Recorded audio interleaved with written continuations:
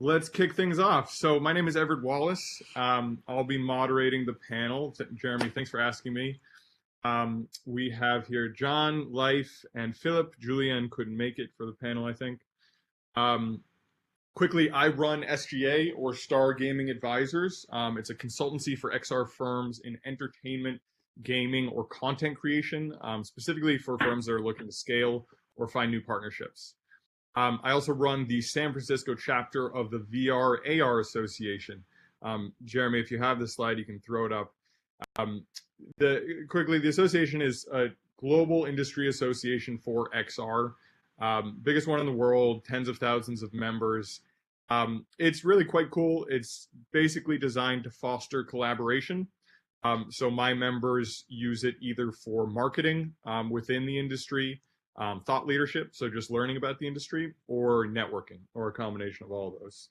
So I think a lot of the speakers in the conference are actually already members, but if you are not and you're interested in joining, shoot me an email. I'm always happy to talk to people. It doesn't matter what location you're in. You can reach me at everett@thevrara.com. So let's kick things off with a quick round of introductions. We've got a half hour here and some great speakers.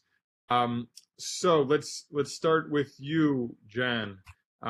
Just introduce who you are, your company, a little bit about what your product looks like, and also what your audience looks like. Who are you selling to? What is their age typically, and country, and things like that? Sure. Yeah, my name is it's actually Jan Goodluck. I'm the founder and CEO of Virtuix, and we make the Omni. The Omni is the first ever omnidirectional treadmill that lets players walk and run around inside video games and other virtual worlds. It's basically a treadmill in 360 degrees, a platform that allows movement in every direction. We've started shipping Omnis to initially the commercial market in 2016 with our Omni Pro system. We've now shipped almost 4,000 Omni Pro systems to 45 countries. We have 22 distributors on basically covering 5 continents. And that product we sold mainly to VR arcades and those type of, I'd say, smaller entertainment venues. And then in 2018, we launched Omni Arena. Omni Arena is a full turnkey solution. We call it an esports attraction, or VR esports attraction. It includes 4 Omni systems inside. So basically 4 of those treadmills. And it's a full turnkey package, including esports competitions. We have a $100,000 prize pool with weekly and monthly contests. And we sell this turnkey solution to the bigger entertainment venues. Dave & Buster's, for example, in the US, or Sky Zone. The bigger FECs, as I call them, family entertainment centers. That's our market for Omni Arena. And we started installing those last year, and we've now installed 30 in the US only for now. So that's in a nutshell what we do and our product, and our customers are both the LBE, VR LBE, virtual reality arcades and the likes, and also the bigger entertainment venues like Dave & Buster's or big FECs in North America.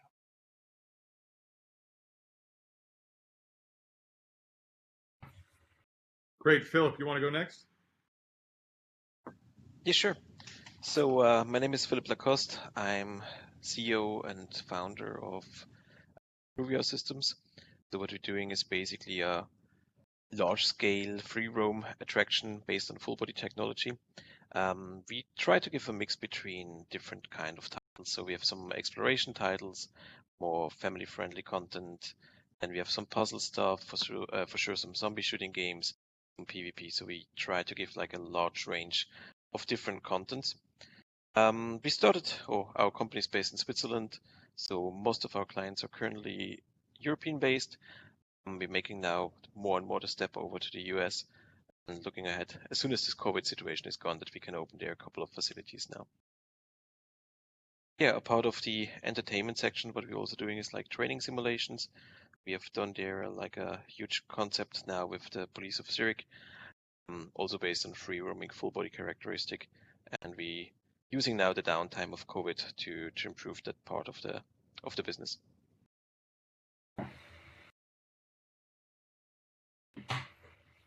Great. And Life? Hey guys, you can hear me? Yeah? Yes. Okay, cool. So yeah, I'm Leif Peterson. I'm CEO and founder of Hologate. We have currently two products. One is a multiplayer arena that we brought to market in 2017, which is now installed in about 350 locations in about 35 countries, and it's running quite successful. So it's one of the largest or the largest multiplayer VR network currently. Our clients are mostly FECs, family entertainment centers, some arcades, some cinemas and so forth. But yeah, mostly entertainment venues, basically. We've got now 14 different games on the platform. We kind of cover everything from family friendly to zombie shooters and everything in between. We have some escape rooms coming to the platform now as well. There's some shorter gameplay games now, some longer gameplay games. And so then we launched the Blitz, which is a super high-end motion simulator last year in November at IAPA, which is also now installed in about 10 venues until COVID hit and just brought a bit of a pause to everything. And currently we're starting to ramp up again and build a few more venues. And that's, I think, pretty much us. Great. Thanks, guys. I think we got some real leaders in the space here, so this should be good. Wanted to start just with the title. This panel is Turnkey Solutions. I think turnkey is a real buzzword. It's thrown out probably a lot more than it should be, even when it's not at all applicable. But there's a reason for that. It is actually very valuable to have something be, quote, turnkey. So I wanted to ask, why is turnkey so valuable to the LBE operators that you're selling into? How important is it to them, first of all? And then how have each of your companies achieved that or strive to achieve that? Is it your top priority or one of them? How do you think about turnkey? Why don't we start with Jan? Yeah, it's a good question. I think, for VR arcades, turnkey is probably less important because VR arcade operators are by nature quite tech savvy. They know their way around computers and setting up VR, which is by nature also very messy. But once we decided to go to kind of the higher end of the entertainment market, and you're talking places like Dave & Buster's, there things need to be truly turnkey. And what it means is that the $8 per hour operator who's never done VR in their lives, they need to be able to operate the attraction easily. And with VR, that's quite challenging because we all know that VR has a lot of glitches and hiccups and just a lot of overall messiness. And we spend a lot of time, making Omni Arena as easy as possible to operate with one attendant. Another important part for the bigger entertainment venues is that, if you have a 4-player attraction, well, one attendant needs to be able to operate and help four players. That's probably the minimum ratio, one attendant to 4 players. Can't be as hands-on as, for example, VR arcade. It can be a lot more hands-on with customers. Places like Dave & Buster's or big FECs, they're certainly try to minimize labor where they can. So we spend a lot of time optimizing the attraction for ease of operation. 4 players can play, but one attendant can really operate the whole thing with just a few clicks of a button. And almost anybody can do it right away with minimal training.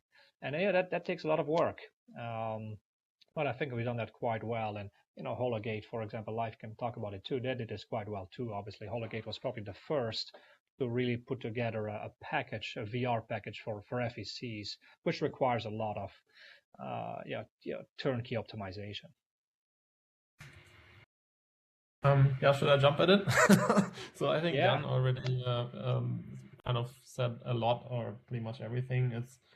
Turnkey means hardware and software working in unison, plus all the support you need and so that it is super easy to operate is really important. I mean, it's interesting. So of course, our largest client base is in FECs, but we also have quite a few VR arcades, and also there, I think there's a few other factors that are important, and that is how games are designed. And so we've seen that several operators have found actually quite some success, that were running just like multiplayer games from Steam VR before. So that if you have games that are really optimized for experiences with multiplayer, and to how to get people easily in and out, and so that they right away understand what they have to do and have fun in the game, and all comes down to a quite basic rule that we like to follow, which is easy to learn, hard to master, so that anyone can basically join the game instant, and there's not too much of a learning curve that would throw you off to not enjoy the game. And I think that also belongs to the same to at least the same importance as having all the hardware and software working perfectly. And of course, a lot of the operators in high-end FECs, they really expect that there is almost zero downtime, so that it has to work all the time. And if it doesn't work, we have 24-hour support, so that we get stuff fixed immediate. And so yeah, that's part of the reason why turnkey solution for operators is quite valuable. Yeah.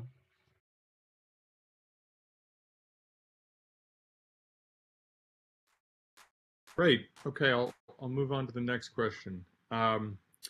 So I just wanted to touch on COVID, and I'm hoping to focus, mostly on solutions and lessons for the audience. I think everyone knows the challenges of COVID and knows that obviously it's had a big impact on the LBE space.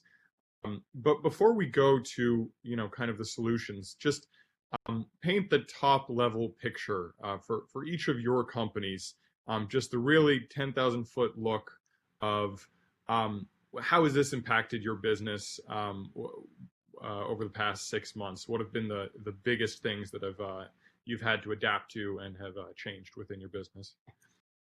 Anyone can take it away. I mean, I can start. So this live. I mean, first of all, I think there's maybe two things that, from our perspective, show where we're at. So one is total number of players, and so because we have quite a large installation base internationally, probably the largest install base in terms of numbers. So we have some numbers that reflect really international kind of level of what's going on, and so I mean, in April and May, player numbers basically dropped to zero, so no one was playing VR. And before, we had hundreds of thousands of players playing every month. So we had really a lot of players, and so it dropped to pretty much zero. And then from like June, it started to pick up again. And so currently, I think we're at about 70% of the amount of players that we've seen before, and that's total player numbers. And of course, that's there's two reasons for this. So one is venues are still closed or have restrictions on how many people are allowed to go into the venues. And the other one is, of course, that some venues actually did not make it through to the other side, so they're closed sadly forever. And so, of course, both of these things reflect why there's now less people playing. And the other thing that we can see is in regions where you have less cases and less severity in terms of COVID, you have a lot of players also coming back. So at the start, we were very worried about, maybe people don't want to play VR anymore, but that's not the case. So it's kind of the amount of player numbers that you see in a venue is very much coherent to the general traffic of the venue. So if the venue has 70% traffic, they have also 70% VR play. So it's that's what it comes down to basically. So that's player numbers. But of course, from a business side of things have gotten incredibly difficult. So sales is severely impacted for us, of course. So there's no trade shows, there's no investment. So not that many people are currently investing into extending. We have some sales, so it's picking up again, but it's slow. And yeah, I mean, it's now difficult also to travel. So for us, it's difficult because we usually send operators to installers to install in the venues, and currently it's very tricky to send installers anywhere because a lot of countries have travel restrictions. So I think that paints the picture that we're in currently. Yeah, I like all those words. I mean, player-wise, I will say this. I mean, VR is certainly still popular. I mean, if we look at, we track a lot of data, gameplay numbers, and gameplay stats. And last time we analyzed the data, I think on average all our venues that have an Omni Arena were back to 85% on average to what they were before COVID. Now there's quite some disparity there. We see that places like go-karting venues have outperformed. Places with a lot of outdoors activity have done well. But on the other hand, trampoline parks, for example, I mean, I think they were down to still like 50% or so before COVID. So there's a big difference depending on the type of venue. But all in all, I think it's quite all right. Everybody's trying to get through it, and I think we'll get through it. Now, some venues are really struggling. Of course, for us too, our sales have been impacted. It's picking back up. We are doing installs. We are making sales, but certainly not to the extent we were doing right before COVID. So it's a challenging environment, but hopefully getting better soon. Yeah, so I'm just maybe a little add here. So I mean, I think there's certain venue types might do better, but also it's interesting. Like we see that we're in about, I think, 80 trampoline parks or so, and so some of them are doing incredibly well. And so it's not just the type of venue. I think it's also very important about the local situation. Do people feel safe to go out of the house or not? And so I think. Like, for example, we have trampoline parks in Korea that are doing exceptionally well. It's not just the type of venue. I think it's a bit more complex, and it's very difficult to analyze why is someone now doing well and why is someone else not so. And then it's kind of, if you just then look at, I can look at a few venues and try and analyze, but then if we look at hundreds of venues, it becomes very difficult to say in which individual case or why or how someone's doing. So in general, then if you look at the big picture, I think just everything's impacted. And so at the end, you will end up with somewhere between whatever 60 to 80% of, the amount of players that venues had before. And that's I think the situation currently. Yeah. Don't you think it's kind of related to the average client group they have? When I'm looking at our network, for example, I would say all the centers that are mostly leisure client oriented, they have even higher numbers than last year. Companies that were operators that were extremely focused on business events, they are struggling more because for sure none of the companies wants to do like a 20, 30 people team event at the moment with COVID. How is your experience there? Well, I mean, for us, now for Hologate, I mean, it's basically the question is what's your sample size? So if you look at like whatever 20 venues or 30 venues, you will of course interpret the data different if you look at whatever 350 venues. So and for us, I wouldn't be able to claim that. It's hard to say. Some are doing better, some are doing worse. Some are doing okay. It's very tricky. Some are still closed. Like I think in like all of California, all of the venues are still closed, for example. And so of course this is pretty tragic. So in that sense, I'm not sure if it's just it could be the type of venue. It could be also the type of players they attract. It's hard to say. But at the end, it's basically there's a severe impact on player numbers still, but it's recovering. So I think the positive notes is that it's going up again. I think so as well, yeah. So let's talk a bit about solutions. I mean, I think it's had a huge impact. We've had about 6 months in the pandemic. No one knows how long this is going to last, but it does seem like there is going to be quite a few more months. There are probably a lot of people in the room who are operating similar businesses or in the LBE space. So what are some of the things that you have adopted to mitigate the impacts of COVID? And what really has been successful? What are some of the best practices that you would recommend to other people in the LBE space?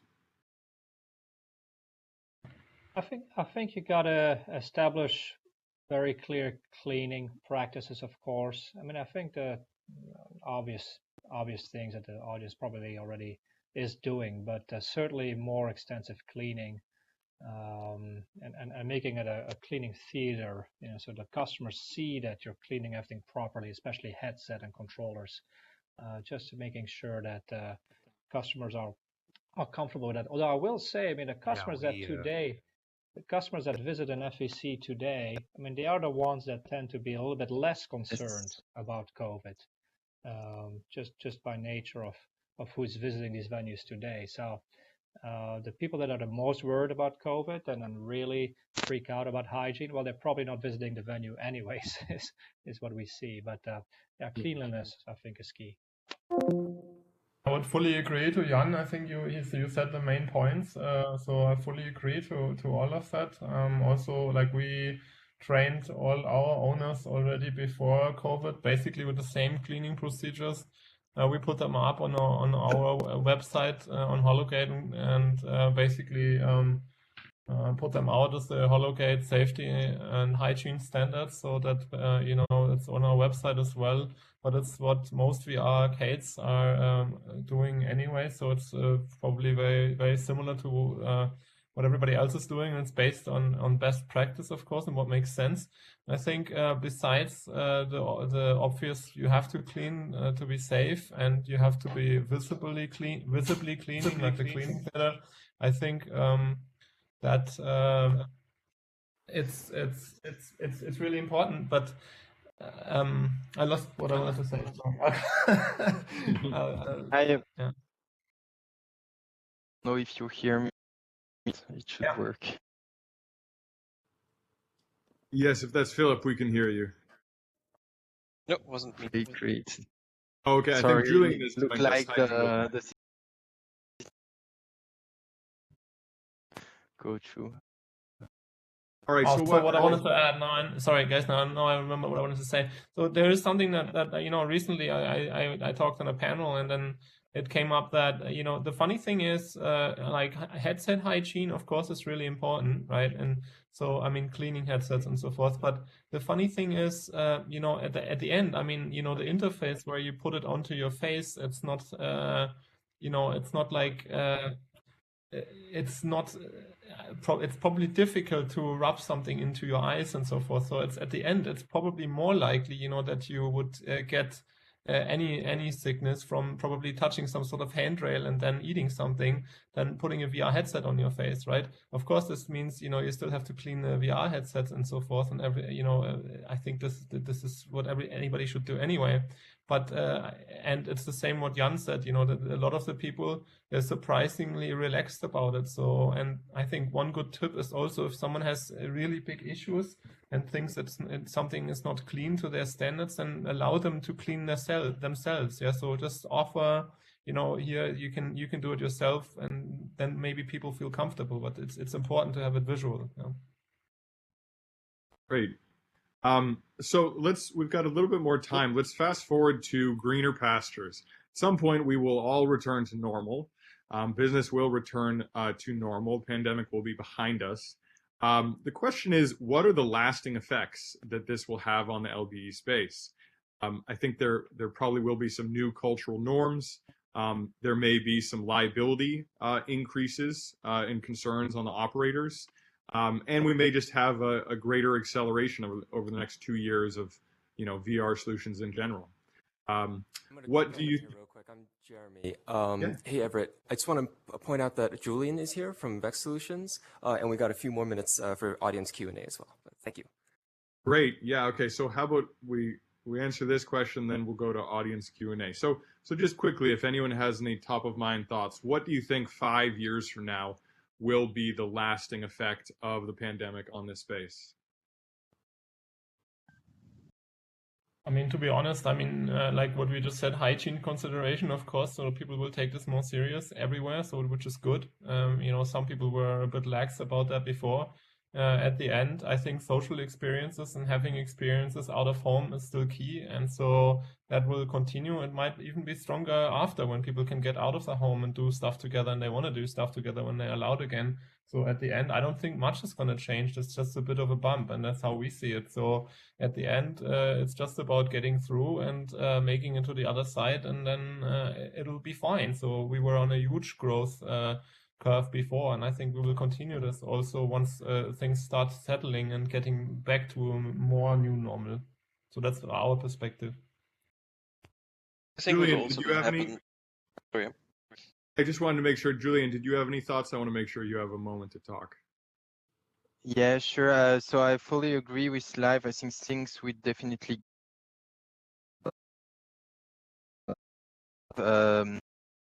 and more in mind. I also think that something that will change is that all the small center or small arcade that weren't very will also go to a more strong professional and everything.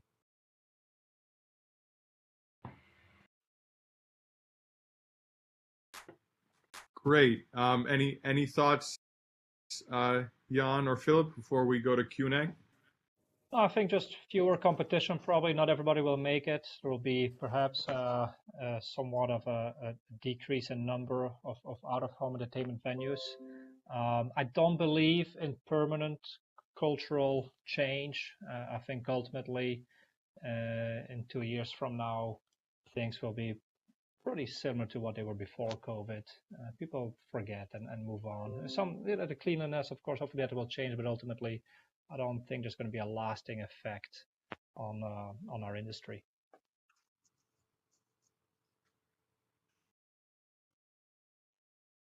Great. Okay. Let's Jeremy, if we have time, let's do an audience Q&A. I'm not sure how quite to do that. So Jeremy, how do we go about that? Yes. So folks with questions, you can come up on stage, and everybody will hear you over the loudspeakers for Q&A. So if you have any questions, please come up on stage and ask our panelists any questions you may have.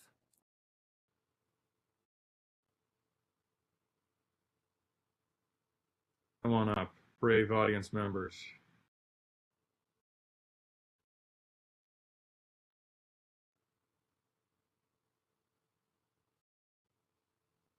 Looks like we don't have any questions. Okay, well then I guess I'll close with one very simple question. I think I already know the answer. Are you more or less optimistic about the LBE space now?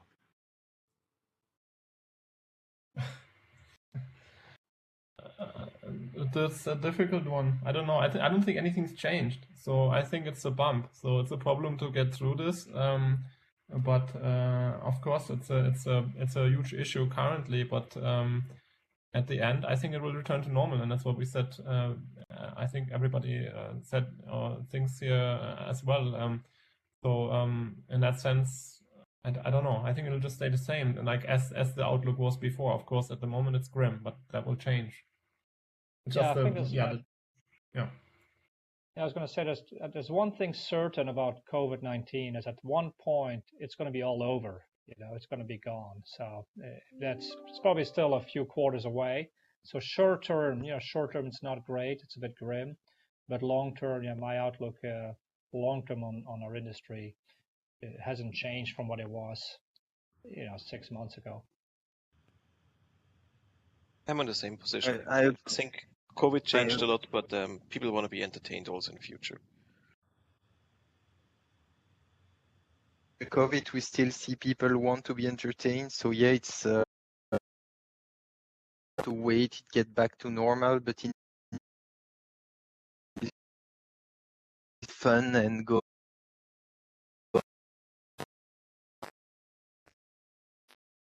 The moment. Great. All right. I think we've got to the end of our time. I love that the overall message of this panel is one of optimism. This is just a bump in the road and then back to normal. I guess if everyone wants to just say if the audience does have more questions about your solution, how to get in contact with you. I imagine just the email is above your head, but if there's anything else you want to say about what audience members should want to do if they want to talk to you. Yeah, sure. I mean, like, just come to our websites. I mean, or email us, and we'll be in touch, of course. Yep, same here. Email jan@virtuix.com or visit our website, virtuix.com, and we'd love to talk to you. Same on our side. You can. Oh, sorry.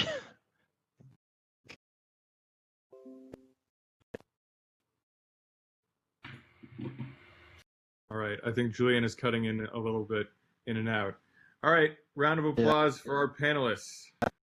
Thanks for that. That was a pleasure. Thanks, everyone.